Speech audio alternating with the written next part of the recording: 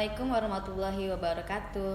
Halo Sobat PKRS, senang sekali pada kesempatan hari ini saya Yunita Wulandari dalam acara Jeloma, Jendela Edukasi lewat obrolan menarik dan asik. Nah, pada hari ini kita akan membahas topik yang seru nih, yaitu mengenai waspada demam berdarah dengue. Telah hadir di studio Jeloma narasumber kita yang mungkin sahabat Jeloma sudah tidak asing lagi nih. Halo. Nah, kita sapa aja Dokter Gusti Ayu Cynthia Utami Dewi MKes SPA. Selamat pagi dok. Pagi. Nah, gimana kabarnya hari ini? Sehat, baik. Sehat ya dok ya. Nah, senang sekali ya dok, dokter bisa hadir di sini dan kita akan membahas tentang demam berdarah dengue. Nah, sebelum saya mulai nih dok, izinkan saya membaca CV-nya dokter ya. Dokter Gusti Ayu Cynthia Utami Dewi MKes SPA. Menjalani pendidikan dokter umum tahun 2002 di Fakultas Kedokteran Universitas Kristen Indonesia. Beliau juga menjalani pendidikan dokter spesialis anak di Fakultas Kedokteran Universitas Hasanuddin pada tahun 2016 dan juga mengambil magister kesehatan di Fakultas Biomedik Universitas Hasanuddin tahun 2016. Beliau juga merupakan dokter spesialis anak yang aktif melayani di Rumah Sakit Umum Daerah Skador ya dok ya. Dok. Baik dok, tema kita pada hari ini waspada demam berdarah dengue atau DBD. Nah, seperti yang kita lihat nih dok, data dari Dinas Kesehatan Provinsi Kalimantan Barat sampai awal September 2023 ini, Kabupaten Skadau menempati urutan yang ke-9 nih dok, dengan angka kesakitan 84 kasus dan 2 kematian. Nah, gimana nih dok menurut dokter dengan kasus yang sedang terjadi, dan apa sih dok demam berdarah itu? Mungkin ada masyarakat yang belum tahu nih dok. Ya memang demam berdarah itu memang penyakit yang kita bilang sangat menakutkan lah ya, kalau misalnya ya, apalagi kalau kena buat anak-anak kita.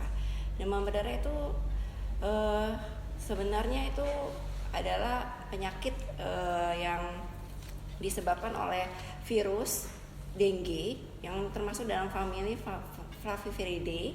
Dia ini punya 4 serotype. Jadi ada banyak variannya. Jadi ada DN1, DN2, DN3, DN4. Jadi satu orang itu atau anak satu orang tuh bisa buat dia bisa berulang sakitnya dengan varian yang sama atau varian yang berbeda. Jadi setiap musim penghujan ya hati-hati, karena biasanya itu muncullah lagi nyamuk demam berdarah itu yang menyebabkan demam berdarah itu. Ya apalagi sekarang musim hujan, musim panas gitu ya dok, lagi pancaroba ya, jadi pas banget cuacanya ya dok ya. Nah, tadi dokter singgung bahwa demam berdarah itu terjadi pada anak-anak. Benar nggak sih dok kalau anak-anak itu lebih beresiko terkena DBD? Iya, lebih beresiko karena pertama dia tinggalnya di rumah terus, dia nggak kemana-mana ya, di rumah aktivitasnya tidur terus ya main dan di lingkungan rumah. Kemudian kedua, daya tahan tubuh anak-anak tuh lebih rentan daripada dewasa. Jadi lebih gampang dia bermanifestasi atau menjadi buruk. Jadi hati-hati, makanya kalau misalnya sudah musim penghujan ini kita harus siap-siap untuk melakukan pencegahan supaya anak-anak kita nggak digigit nyamuk seperti itu. Oke. Terus dok, kalau misalnya ada anak kita yang terinfeksi virus dengue nih dok, apa sih yang harus diperhatiin orang tua atau ciri-ciri yang buat mereka menyadari bahwa oh ternyata anak saya ini terkena DBD loh, atau ada nggak sih dok gejala yang khas dari DBD ini? Sedangkan kita tahu gejala DBD ini sama seperti terinfeksi virus biasa, gimana dok? Ya memang untuk sakit DBD itu untuk awalnya itu adalah kalau misalnya kita tahu itu memang seperti infeksi virus pada umumnya, kayak flu seperti itu, kayak demam, tapi demamnya itu tinggi sekali sampai 39-40. Jadi dia nggak turun-turun walaupun kita kasih penurun panas, paracetamol. Kemudian yang kedua, anaknya itu biasanya ngeluh nyeri, tapi kalau untuk anak yang lebih kecil biasanya dia tuh nangis terus karena belum bisa ngerasain gitu ya dok, atau belum bisa bilang. Belum bisa ngomong. Kemudian yang ketiga, dia bisa ada gejala itu sakit perut atau mual muntah. Jadi dia mual kemudian muntah-muntah terus itu. Jadi anaknya itu jadi dia lemas jadinya seperti itu. Maaf dok, frekuensi mual muntah itu berapa kali ya dok? Kalau misalnya untuk anak-anak kita bilang kalau misalnya itu bahaya tuh lebih dari 3 kali. Lebih dari 3 kali ya. Apalagi kalau misalnya dia nggak mau makan minum anaknya. Jadi seperti itu kita ada tanda bahaya ya, misalnya dia nggak mau makan, nggak mau minum di rumah, demam, walaupun penyakit apapun ya tetap kita cepat bawa ke fasilitas kesehatan untuk diperiksakan. Oke ya. Baik dok, tadi yang pertama dokter bilang kan dia demam dulu ya dok, salah satu gejala yang harus kita curigai nih kalau dia terkena DBD. Nah, apa sih dok pemeriksaan yang bisa dilakukan untuk menegakkan misalnya kayak memastikan nih anak aku nih kena DBD atau enggak sih? Nah, ada nggak dok pemeriksaan yang harus kita lakukan? Untuk pemeriksaan, untuk kita memastikan anak kita kena DBD atau tidak, itu kita bisa lakukan pemeriksaan darah. Itu pemeriksaan darah rutin dan ada namanya marker untuk mengetahui apakah di dalam tubuh anak kita atau di tubuh kita itu ada virus dengue itu, yaitu dengan pemeriksaan NS1 namanya. NS1 ya dok ya, itu khusus untuk DBD ya. DBD kita mau lihat ada nggak virusnya di dalam tubuh anak kita. Kemudian bisa juga kita periksakan antibodinya terhadap demam berdarah ini, tapi itu ada nanti hari ke-5 atau hari ke-6 baru dia timbul seperti itu. Untuk awal-awal kita periksakan darah rutin dengan antigen untuk NS1 dengue-nya seperti itu. Oh, berarti hari pertama, hari ketiga biasanya kita periksakan NS1 masih negatif. dengue. Dengue. Itu biasanya kalau misalnya memang sudah ada di dalam tubuh anak kita biasanya positif dia kalau NS1-nya. Kalau misalnya dia memang dengue. Tapi untuk antibodinya sendiri biasanya dia baru muncul hari ke-5 atau hari ke-6. Itu dia baru meningkat, di situ baru positif. Nah, tuh teman-teman, tadi kan kalau misalnya kita udah tahu nih ciri-cirinya nih anak kita demam ya dok ya, terus panas tinggi nggak turun-turun, udah dikasih penurun panas juga nggak turun-turun, terus kita harus lakukan cek darah atau cek laboratorium ya dok ya untuk memastikan dia terkena DBD atau enggak. Nah, oke. Pertanyaan lanjutan nih dok. Ketika sudah terinfeksi DBD nih dok, bisa diobatin nggak sih dok? Terus kalau penderita DBD itu harus selalu dirawat di rumah sakit nggak dok? Gimana dok? Sebenarnya kalau misalnya DBD itu karena virus ya, virus itu self-limiting disease. Jadi maksudnya dia tuh dengan sebenarnya tanpa diobati juga bisa, tapi ya karena ini demam berdarah itu adalah takutnya adalah perembesan plasma, fase kritisnya hari ke-5 ke-6. Jadi semua cairan itu keluar dari sel. Makanya kalau misalnya anaknya dia tidak mau minum, apalagi nggak mau makan, ya dianjurkan untuk rawat inap. Tapi kalau misalnya anaknya demam nih, terus kita periksa ternyata dia memang sudah ada virus dengue di dalam tubuh anak kita.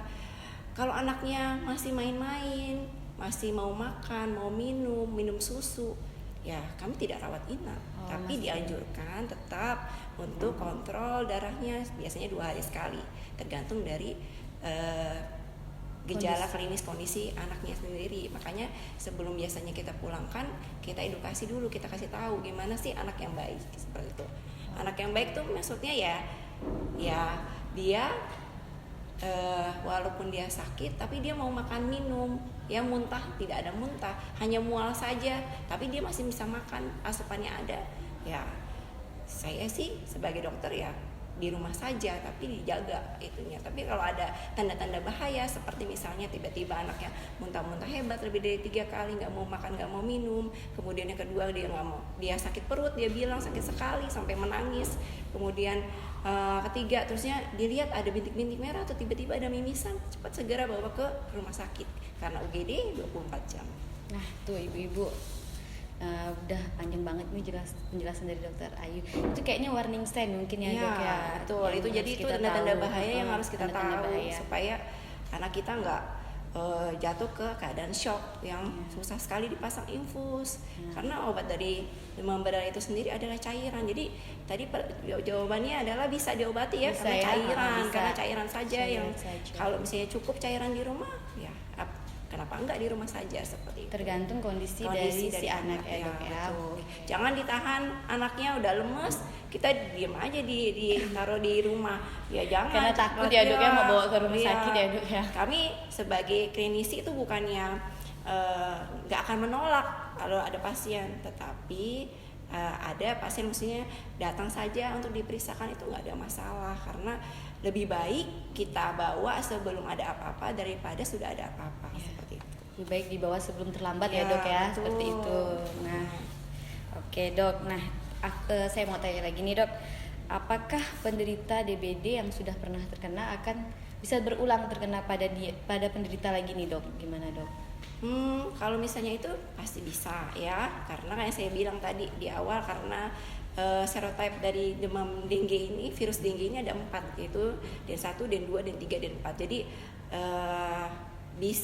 bisa berulang walaupun dengan serotype yang sama, dan kalau selama nyamuknya itu ada ya pasti bisa bermutasi ya, juga mungkin ya masuk dalam tubuh kita gitu ya dok. Bisa jadi kena demam berdarah lagi seperti itu. Oke, jadi jangan misalnya anggapan aku udah pernah kena nih, mungkin aku nggak akan kena lagi tuh, jangan ya dok ya, tetap waspada ya dok waspada, ya. Apalagi musim penghujan gini banyak air, karena sekali lagi nyamuk demam berdarah itu tinggal di tempat yang bersih. Bukan yang kotor. Benar dok. Kalau yang bersih ya kita, makanya kalau ada kaleng-kaleng bekas musim penghujan ya tetap cepat kita singkirkan, kita kubur ya, supaya nggak nampung. Terusnya ada tampungan di rumah, di air ya cepat dibersihkan, sering-sering dibersihkan. Takutnya masih banyak yang salah persepsi ya dok, nyamuk itu tempat yang kotor-kotor, padahal nyamuk bersih. DBD ini enggak ya, guys. Aegypti ini malah suka tempat yang bersih ya dok ya. Walaupun kita sudah bersih-bersih di rumah, tetap masih ada yang keselip mungkin dok, baju satu mungkin ya tergantung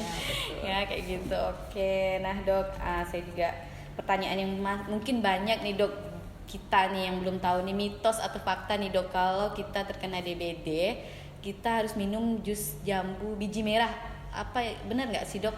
Nggak sih sebenarnya, kalau misalnya untuk jambu biji merah itu ya, itu sih nggak spesifik ya, maksudnya itu untuk jus itu apa aja sebenarnya boleh.